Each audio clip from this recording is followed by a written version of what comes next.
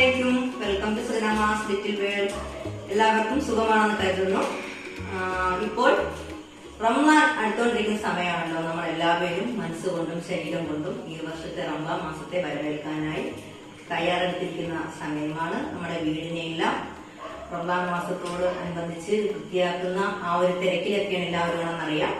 ഞാൻ ഇന്ന് നിങ്ങൾക്ക് ചെയ്യാൻ ഉദ്ദേശിക്കുന്ന വീഡിയോ എന്ന് പറയുന്നത് അത് സാധാരണ സിമ്പിൾ നമ്മളെല്ലാവരും പെട്ടെന്ന് തയ്യാറാക്കുന്ന ഒരു നെയ്ച്ചോറിന്റെ റെസിപ്പിയാണ്. അതിന്റെ കൂടെ കോമ്പിനേഷൻ ആയിട്ട് ചെയ്യുന്ന 2 ഐറ്റം കൂടി ഞാൻ അതിൽ ഉൾപ്പെടുത്തുന്നുണ്ട്. അത് നമുക്ക് റമദാൻ മാസത്തിൽ ഇടയത്താഴത്തിന് കഴിക്കാൻ പറ്റിയ ഒരു ഡിഷാണ്. അപ്പോൾ ഈ വീഡിയോ നിങ്ങൾ കണ്ടിട്ട് ട്രൈ ചെയ്ത് നോക്കുക. എന്റെ റമദാൻ മാസത്തിൽ ഞാൻ ചെയ്യുന്ന ഫസ്റ്റ് ഡിഷായിട്ടാണ് ഞാൻ ഇതിനെ കണക്കാക്കുന്നത്. അപ്പോൾ എന്റെ വീഡിയോസ് എന്റെ ചാനൽ ഇതുവരെ കണ്ടിട്ടില്ലാത്തവർ, സബ്സ്ക്രൈബ് ചെയ്തിട്ടില്ലാത്തവർ സബ്സ്ക്രൈബ് ചെയ്യുക, ലൈക്ക് ചെയ്യുക, മാക്സിമം ഷെയർ ചെയ്യുക. അപ്പോൾ നമുക്ക് കുക്കിംഗ് വീഡിയോയിലേക്ക് കടക്കാം. അപ്പോൾ നമുക്ക് തുടങ്ങാം. ഞാൻ ഇന്ന് ഈ കപ്പിന്റെ അളവിൽ 2 കപ്പ് റൈസാണ്, ജീരകശാല ആ റൈസാണ് ഞാൻ നെയ്ച്ചോറിനായിട്ട് എടുത്തിരിക്കുന്നത്. അതിലേക്ക് കുറച്ച് ചെറിയ ഉള്ളി, ഒരു സവാളയുടെ ഒരു ഹാഫ് പോർഷനും കൂടി എടുത്തിട്ടുണ്ട്. ചെറിയ ഉള്ളിയുടെ മാക്സിമം എടുത്തിരിക്കുന്നത്. ഇത്ര ഉള്ളിയുടെ ഒക്കെ ആവശ്യമേ വേണ്ടി വരും കേട്ടോ. കുറച്ച് നെയ്യ്, ആവശ്യത്തിന് വെളിച്ചെണ്ണ, പിന്നെ നമുക്ക് ലാസ്റ്റ് ഒന്ന് അതിനെ ഡെക്കറേറ്റ് ചെയ്യാനായിട്ട് അണ്ടിപ്പരിപ്പ് മുന്തിരി. പെട്ടെന്ന് നമുക്ക് ഏറ്റവും പെട്ടെന്ന് തയ്യാറാക്കാൻ പറ്റുന്ന ഒരു ഡിഷുകളിൽ ഒന്നാണ് നെയ്ച്ചോറ് എന്ന് പറയുന്നത്. അപ്പോൾ നമുക്ക് കുക്കിംഗ് വീഡിയോയിലേക്ക് കടക്കാം. അപ്പോൾ നെയ്ച്ചോറ് വയ്ക്കാനായിട്ട് ഒരു പാൻ നമുക്ക് അടുപ്പിൽ വയ്ക്കാം. അതിലേക്ക് ആദ്യം കുറച്ച് വെളിച്ചെണ്ണ ഒഴിച്ചു കൊടുക്കുക. പിന്നെ കുറച്ച് നെയ്യ് കൂടി ചേർക്കുക. കുറച്ച് മതി കേട്ടോ, നമ്മൾ ഒരുപാട് ചേർക്കണമെന്നില്ല. ഒരുപാട് ചേർക്കാൻ ഇഷ്ടമുള്ളവർക്ക് ഒരുപാട് ചേർക്കാം. ഞാൻ വളരെ കുറച്ച് നെയ്യും വെളിച്ചെണ്ണയൊക്കെ നെയ്ച്ചോറിനായാലും ബിരിയാണിയിലായാലും ഉപയോഗിക്കുക. അതിലേക്ക് പിന്നെ കുറച്ച് പെരിഞ്ചീരകം, പട്ട, തക്കോലം, ഗ്രാമ്പു അതെല്ലാം കുറേശ്ശെ ഇട്ട് കൊടുക്കുക.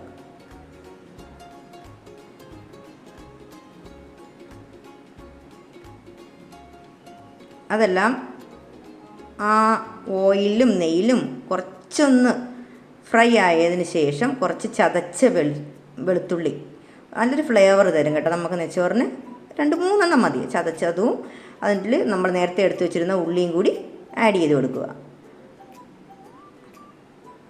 ഉള്ളി അധികം വേകേണ്ട ആവശ്യമില്ല കേട്ടോ. ചെറുതായിട്ടൊന്ന് ഉള്ളി ഒരു ട്രാൻസ്പെറൻ്റ് ആകുമ്പോൾ തന്നെ ഒരു 3 കപ്പ് വെള്ളം, നമ്മൾ എടുത്തു വെച്ചിരുന്നത് 2 കപ്പിലെ അരിയാണ്, മിൽക്ക് മെയ്ഡിൻ്റെ 2 കപ്പ് അരിയാണ്. അതിലേക്ക് ആവശ്യം 3 കപ്പ് വെള്ളമാണ്. ആ വെള്ളം തിളച്ച് വന്നതിന് ശേഷം അതിലേക്ക് നമുക്ക് സോക്ക് ചെയ്യാൻ വെച്ചിരിക്കുന്ന അരി ആഡ് ചെയ്ത് കൊടുക്കുക.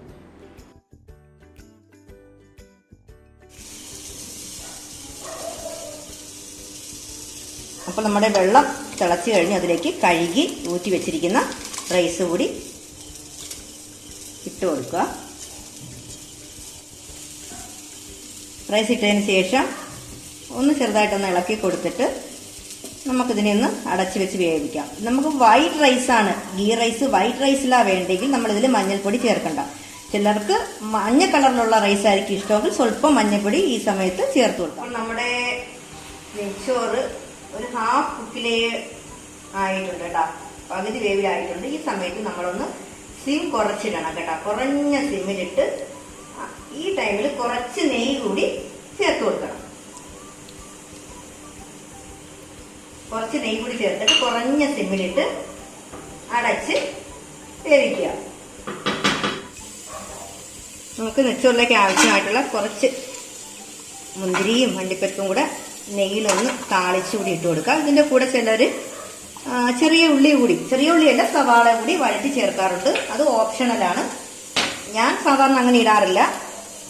അണ്ടിപ്പരിപ്പ് മാത്രമേ താളിച്ചിടാറുള്ളൂ. പെട്ടെന്നൊക്കെ ചെയ്യുവാണെങ്കിൽ താളിക്കുക പോലും ഇല്ല കേട്ടോ. ആദ്യം നമ്മൾ ഇടുമ്പോൾ തന്നെ ഈ അണ്ടിപ്പരിപ്പ് മുന്തിരിങ്ങ നമ്മൾ അപ്പോഴും തന്നെ നമുക്ക് ആ ഉള്ളിയുടെ കൂടെ ആഡ് ചെയ്യാം. അപ്പോൾ ഫ്രൈ ചെയ്ത് വെച്ച നട്ട്സും മുന്തിരിയെല്ലാം നമ്മൾ ആ ഗീ റൈസിലേക്ക് ആഡ് ചെയ്ത് കൊടുത്തിട്ടുണ്ട്. അതിലുണ്ടായിരുന്ന നെയ്യ് കുറച്ച് എല്ലാ ചോറിൽ കൂടി ഒന്ന് മിക്സ് ആവാനായിട്ട് നമുക്കൊന്ന് ചെറുതായിട്ട് റൈസിന് ഇളക്കി കൊടുക്കാം. അപ്പോൾ കറക്റ്റ് കുക്കായിട്ടുണ്ട്. ഇതാണ് നമ്മുടെ ഇന്നത്തെ സ്പെഷ്യൽ ഗീ റൈസ്. നമ്മുടെ നെയ്ച്ചോറിൻ്റെ സൈഡ് ഡിഷായിട്ട് ഞാനൊരു പരിപ്പ് കറിയും കൂടെ ആക്കുന്നുണ്ട്. ഇതിന് 1/2 കപ്പ് ഞാൻ നേരത്തെ കാണിച്ച ആ മിൽക്ക് മെയ്ഡിൻ്റെ കപ്പിൽ അരക്കപ്പ് പയർ, ചെറുപയർ, പിളർന്ന ചെറുപയറാണ് എടുത്തിരിക്കുന്നത്. സാമ്പാറിന്റെ പരിപ്പ് ഉപയോഗിക്കുന്നവരുണ്ട്, സാധാരണ പച്ച കളറിൽ പിളരാത്ത പരിപ്പ് ഉപയോഗിക്കുന്നവരുണ്ട്. നമുക്ക് അത് ഓപ്ഷണലാണ് കേട്ടോ. നമുക്ക് പിന്നെ അതിലേക്ക് ഒരു 2 ചെറിയ തക്കാളി, 2-3 ചെറിയ ഉള്ളി, 2 പച്ചമുളക്, ഇതെല്ലാം കൂടി നമുക്ക് ഒന്ന് കോമ്പിനേഷൻ ചെയ്ത് ഒരു ചെറിയൊരു പരിപ്പ് കറിയും കൂടി ഇതിൻ്റെ കൂടെ ആക്കാം. അപ്പോൾ നമ്മൾ ആ പരിപ്പിനെ കഴുകി ഒരു 1.5 ഗ്ലാസ് വെള്ളവും കുക്കറിലേക്ക് എടുത്തിട്ടുണ്ട്. അതിലേക്ക് നമ്മൾ സ്ലൈസ് ചെയ്ത് വെച്ചിരിക്കുന്ന തക്കാളി, ചെറിയ ഉള്ളി, പച്ചമുളക് ഇട്ട് കൊടുത്തതിന് ശേഷം അതിലേക്ക് ആവശ്യത്തിനുള്ള ഉപ്പും കൂടി ചേർത്ത് ഒരു 2-3 വിസിൽ കേൾക്കുന്നത് വരെ വേവിക്കുക. നമ്മുടെ പരിപ്പിൻ്റെ കൂട്ട് കണ്ടോ നല്ലതുപോലെ കുക്കായിട്ടുണ്ട്. ചെറുതായിട്ടൊന്ന് ഉടയ്ക്കുക. അതിനെ ഒരുപാട് ഉടയ്ക്കാൻ താല്പര്യമില്ലാത്തവർക്ക് അധികം ഉടച്ചില്ലെങ്കിൽ കുഴപ്പമില്ല. കാരണം ചിലർക്ക് അധികം ഉടയ്ക്കുന്നത് ഇഷ്ടമാവില്ല. എനിക്ക് പക്ഷേ കുറച്ച് ഉടഞ്ഞിരിക്കുന്നതാണ് ഇഷ്ടം. ഒന്ന് ചെറുതായിട്ട് ഉടച്ചതിന് ശേഷം നമുക്ക് ഇതിനെ ഒന്ന് താളിച്ച് റെഡിയാക്കാം. ഒരു പാനിലേക്ക് നമ്മുടെ പരിപ്പ് താളിക്കാനായിട്ട് കുറച്ച് വെളിച്ചെണ്ണ ഒഴിച്ചു. അതിലേക്ക് ഒരുമിച്ച് തന്നെ ഞാൻ ജീരകവും കടുകും കൂടി ഇട്ട് കൊടുക്കുക.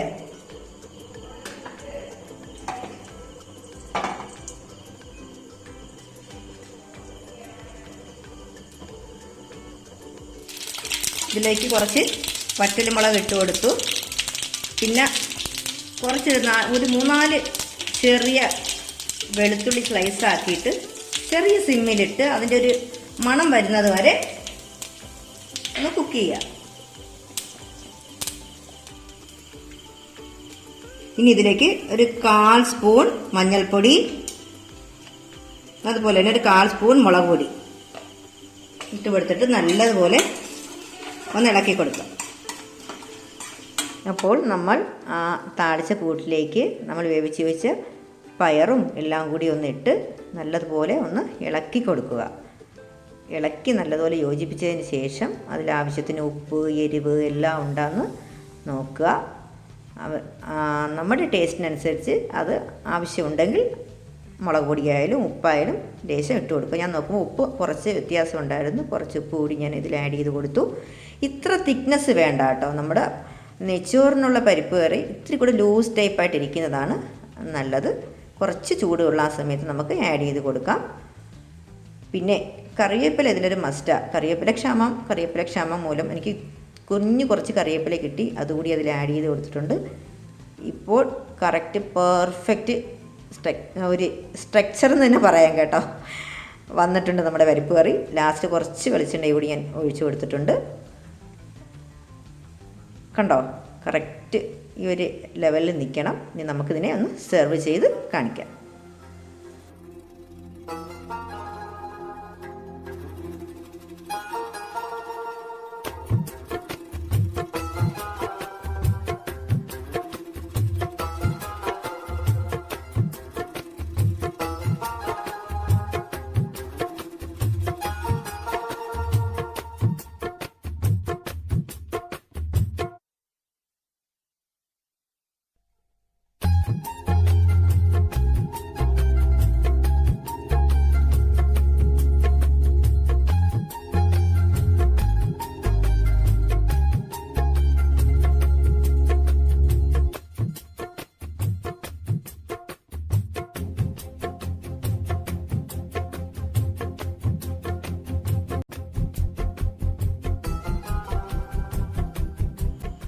ഹലോ ഡിയേഴ്സ്, ഇന്നത്തെ നമ്മുടെ ഡിഷ് റെഡി ആയിട്ടുണ്ട്. ഞാൻ പറഞ്ഞില്ലേ കോമ്പിനേഷൻ ഫുഡാണ് ഞാൻ കാണിക്കുന്നതെന്ന്. Ghee rice, tandoori, lemon pickle, pappadam, cucumber, അവറോൺ, പരിപ്പ് കറി. ഇതെല്ലാം കൂടി കൂട്ടി ചേർത്ത് കഴിച്ചാൽ സൂപ്പറായിട്ടാ. നമുക്ക് നോമ്പിനൊക്കെ ഇടയത്താഴത്തിന് കഴിക്കാൻ പറ്റിയ ബെസ്റ്റ് ഒരു കോമ്പിനേഷനാണ്. അപ്പോൾ എല്ലാവരും ട്രൈ ചെയ്ത് നോക്കുക. തന്തൂരിയുടെ റെസിപ്പി ഞാൻ കാണിച്ചിട്ടില്ല. ഞാൻ തന്തൂരിയുടെ ഇട്ടിട്ടുണ്ട്, ഇതിന് മുന്നേ ഉള്ള വീഡിയോ ചെയ്തിട്ടുണ്ട്. തന്തൂരി ഇത് കറക്റ്റ് റെസ്റ്റോറൻറ്റിൽ വെച്ചിട്ടുണ്ട്. ഉണ്ടോ നല്ലോണം ജ്യൂസി ആയിട്ടുണ്ട്. പരിപ്പറി ഇല്ലെങ്കിലും കുഴപ്പമില്ല കേട്ടോ. ഇത് തന്നെ ബെസ്റ്റാ. 1/2 സ്പൂൺ മഞ്ഞൾപ്പൊടി, 1/2 സ്പൂൺ മുളക് പൊടി, 1/2 സ്പൂൺ എരിവ്, 1/2 സ്പൂൺ ഉപ്പ്, 1/2 സ്പൂൺ എല്ലാം കൂടി ചേർത്ത് അപ്പോൾ ഇന്നത്തെ നമ്മുടെ കോമ്പിനേഷൻ ഡിഷ് എല്ലാവർക്കും ഇഷ്ടപ്പെട്ട് കാണുമെന്ന് കരുതുന്നു. ഒരിക്കലെങ്കിലും ട്രൈ ചെയ്യുക. വീണ്ടും പറയാ, എൻ്റെ വീഡിയോകൾ ഇതുവരെ കണ്ടിട്ടില്ലാത്തവർ, ചാനൽ കണ്ടിട്ടില്ലാത്തവർ സബ്സ്ക്രൈബ് ചെയ്യുക, മാക്സിമം ലൈക്ക് ചെയ്യുക, ഷെയർ ചെയ്യുക. അടുത്ത ഒരു വീഡിയോയുമായി വരുന്നതുവരെ എല്ലാവർക്കും അസ്സലാമു അലൈക്കും, നമസ്കാരം. അപ്പൊ ഞാൻ കഴിഞ്ഞ ചിങ്ങ എടുത്ത് കാണിക്കട്ടെ. അത് ഞാൻ ഇങ്ങനെ എല്ലാ ക്വസ്റ്റ്യൻ എടുത്ത് കാണിക്കുന്നത്.